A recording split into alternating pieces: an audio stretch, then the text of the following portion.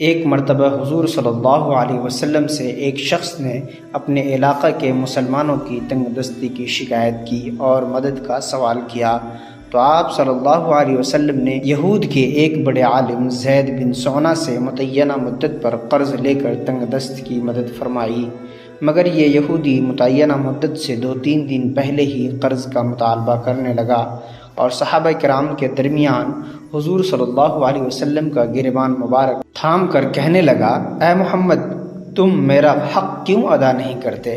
ٹال مٹول کیوں کر رہے ہو؟ حضرت عمر بھی وہیں پر موجود تھے۔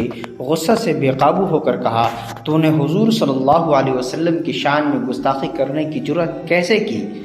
اگر آپ صلی اللہ علیہ وسلم کا پاس و لحاظ نہ ہوتا تو تیری گردن مار دیتا، مگر آپ صلی اللہ علیہ وسلم نے حضرت عمر سے فرمایا، اے عمر، ان کا حق ادا کر دو، اور ڈانٹ ڈپٹ کے جرم میں مزید اضافہ کر کے دینے کا حکم دیا۔ راستے میں اس نے اپنا تعارف کرایا۔ حضرت عمر نے کہا، اتنے بڑے عالم ہو کر ایسی ناپسندیدہ حرکت؟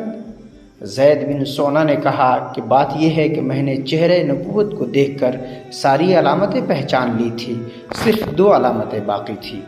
ایک یہ کہ آپ صلی اللہ علیہ وسلم کی بردباری غصے پر غالب رہتی ہے، اور دوسری یہ کہ نادانی کے معاملہ پر بردباری بڑھ جاتی ہے۔